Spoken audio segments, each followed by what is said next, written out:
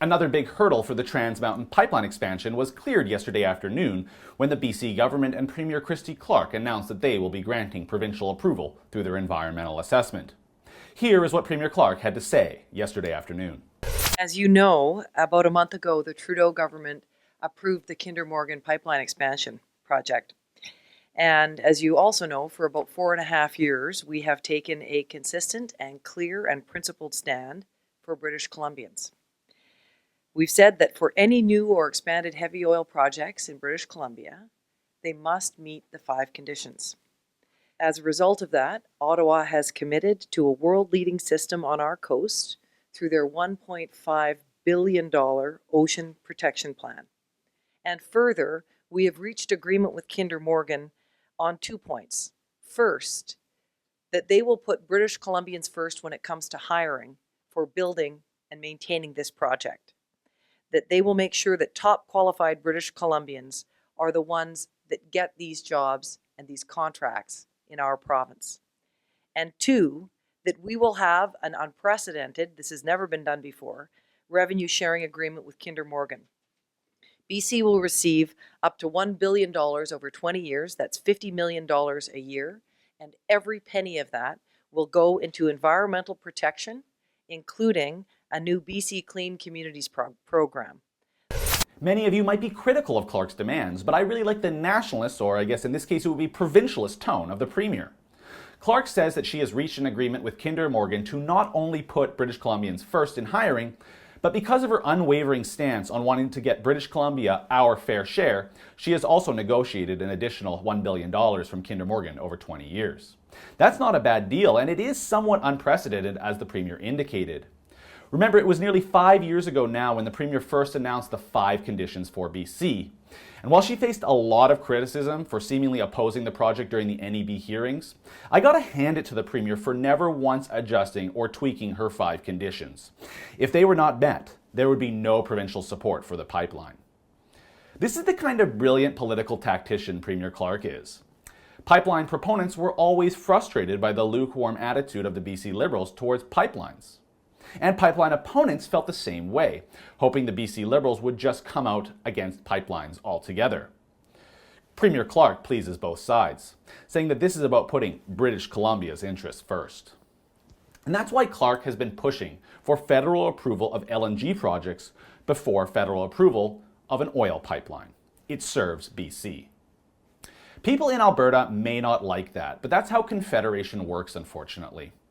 And keep in mind, there was absolutely nothing, zero to be gained from a provincial government staking out a position on either side when the approval was never going to be in their hands.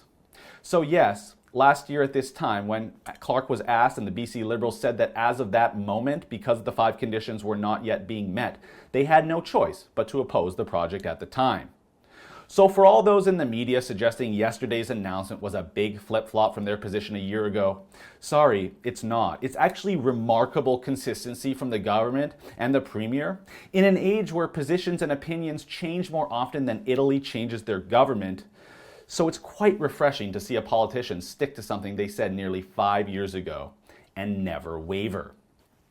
But remember, pipeline approvals are a federal decision. The only thing provincial governments can do is give their input or perhaps stand in the way, like if the BC NDP win the next election.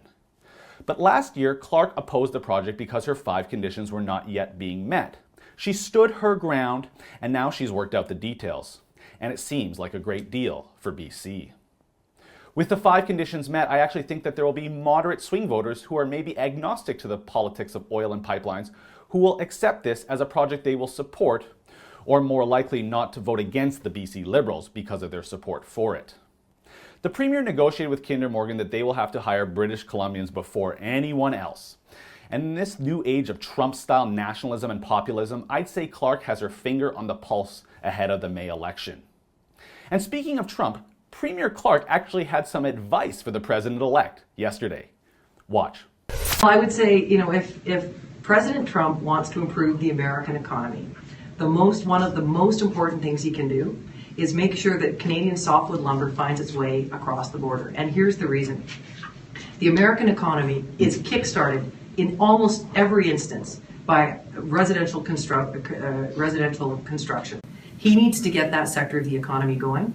The only way that he can really kickstart residential construction in the United States is to keep costs low and to get Canadian softwood at the lowest possible cost to builders in America.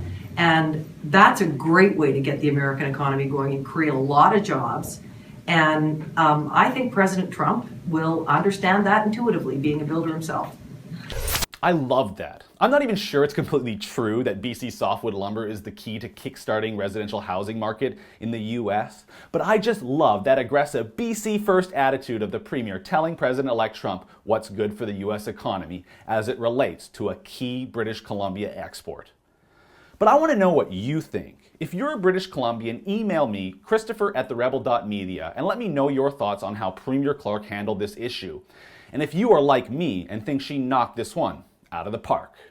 For therebel.media, I'm Christopher Wilson. Thanks so much for watching. You know, as construction nears, you know that there will be attempts to disrupt and do anything to prevent this project going forward. So keep it locked on our YouTube channel for all the updates regarding the Kinder Morgan pipeline expansion.